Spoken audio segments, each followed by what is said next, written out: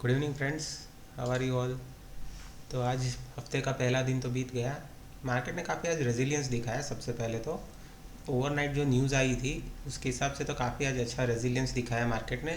Nifty गिरी नहीं और कुछ शेयर्स जो थे उन्होंने आउट परफॉर्म भी किया है मार्केट को। सो चलो हम डिस्कस करते हैं मार्केट कल कैसा रहेगा और आने वाले दिनों में भी किस तरह का बिहेवियर हो सकता है, पर्टिकुलरली इन निफ्टी। और सबसे पहले रात को क्या न्यूज़ आई थी जो मैं अब आपको दिखाना चाहूँगा, ये कि ट्रम्प ने वापस से ट्रेड वॉर शुरू कर दिया है। उसने रात को, पता नहीं उनको क्या रात को सपना आ गया, उन्होंने सुबह उठ के चाइना, कनाडा और ये किस पे, मेक्सिको पे टैरिफ लगा दिए हैं। तो उसके रिटेलिएशन में उन वो तीनों कंट्रीज़ ने भी यूएस के ऊपर टैरिफ लगा सकते हैं जैसी धमकी दी है। सो ये कुछ सिचुएशन ठीक तो होने वाली नहीं है। तो इसके चलते मार्केट में सुबह गैप डाउन देखने को मिला हमें। अब देख सकते हैं निफ्टी कल क्लोज किया था, निफ्टी ने मीन सैटरडे को 23,500 के आसपास क्लोज किया था और सुबह खुला मार्केट सीधा 200 पॉइंट नीचे।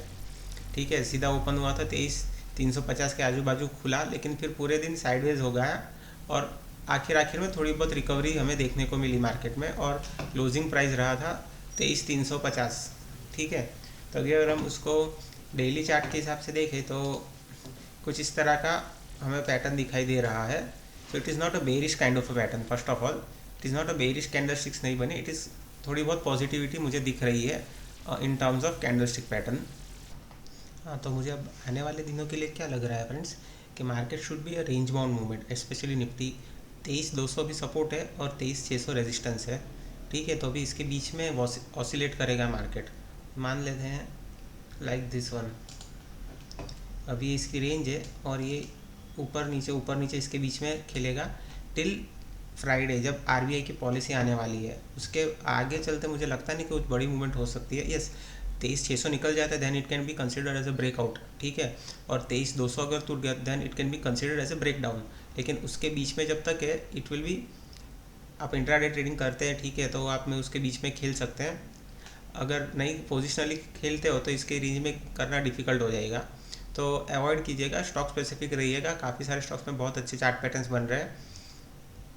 काइंडली मैसेज मी, तो मैं आपको पर्सनल असिस्टेंस कर सकता हूँ। फिर बात करेंगे हम बैंक निफ्टी की। तो बैंक निफ्टी भी जो कम्प्लीटली रेंज बाउंड रहा है, जो कि सैटरडे की रेंज काफ़ी बड़ी थी, तो इसके बीच में ही मार्केट रहेगा। पूरा bank Nifty will be dependent on RBI policy. ठीक है, सारे बैंक्स के नज़र उस आरबीआई पॉलिसी पर रहेगी। तो अब इसका भी एक खास रेंज बन चुका है। ऊपर में 51,200 और लोअर लेवल से 49,200, इसके बीच में बैंक निफ्टी रह सकती है और एटलीस्ट नेक्स्ट कपल और 2-3 दिनों तक तो ऐसा ही रहेगा मुझे लगता है। अब हम बात करते हैं इंडेक्स स्पेसिफिक की। तो सबसे पहले अच्छा इंडेक्स मुझे लग रहा है ऑटोज़, सीएनएक्स ऑटो पे ज़रा ध्यान दीजिएगा, एंड रियल एस्टेट दोनों, क्योंकि अगर आरबीआई रेट कट आता है तो डेफिनेटली रियल एस्टेट इंडेक्स में काफ़ी बढ़ोतरी देखने को मिलेगी, तो इसमें इंटरेस्ट बना रहेगा। तो ये ज़रा ध्यान में लीजिएगा। मैं कोई स्टॉक स्पेसिफिक नाम नहीं ले सकता हूँ, लेकिन रियल एस्टेट स्टॉक्स पे ज़रा फोकस रखिएगा अपना।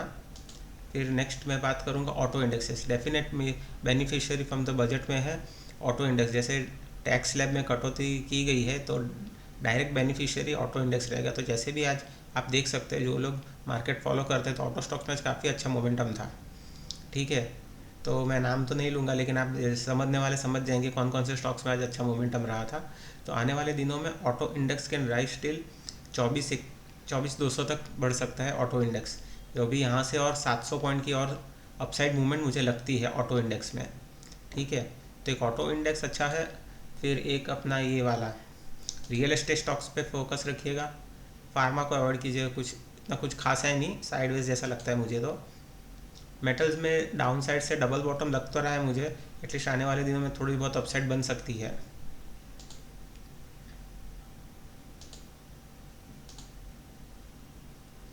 हाँ, and third biggest beneficiary will be FMCG index. इस पे ज़रा ध्यान दीजिएगा, काफ़ी महीनों से पिटा हुआ इंडेक्स है। टॉप यहाँ पे लग चुका था इन मंथ ऑफ सितंबर और अभी 4 महीने का लोअर ट्रेजेक्टरी में खड़ा है इंडेक्स। तो आने वाले दिनों में जो भी एफएमसीजी स्टॉक्स है जो आप जानते हैं उन पे आप फोकस कीजिएगा, उनमें थोड़ी बहुत अपसाइड बन सकती है अगर मार्केट स्टेबल रहा तो। देखिए फ्रेंड्स, ये तो सिर्फ मेरी एक एजम्पशन है और डिपेंड करता है मार्केट सिनेरियो पे। अगर कोई बहुत बड़ी ख़राब न्यूज़ आ जाती है तो ये सारा एनालिसिस गलत भी हो सकता है, लेकिन मार्केट स्टेबल रहा तो इन तीनों इंडेक्स में अच्छी बढ़ोतरी रहेगी टिल फ्राइडे। तो ये ज़रा पॉइंट आप नोट कीजिएगा और अपने हिसाब से ट्रेड सेटअप लीजिएगा। और अब तो क्या है कि फ्रेंड्स, हम ज़्यादा कुछ बोल नहीं सकते स्टॉक्स के बारे में, तो ऐसे बोलने के लिए कुछ ज़्यादा रहता नहीं है फिर तो। सो मैंने शॉर्ट में जितना समझाना था मैंने समझा दिया है, तो आप अपने हिसाब से ट्रेड सेटअप बना लीजिएगा। सो फिर से एक बार बोल देता हूँ, निफ्टी के लिए 23,600 रेजिस्टेंस है और 23,200 सपोर्ट है। इस रेंज में मार्केट खेल सकता है। और तो कुछ है नहीं था friends. Thank you very much.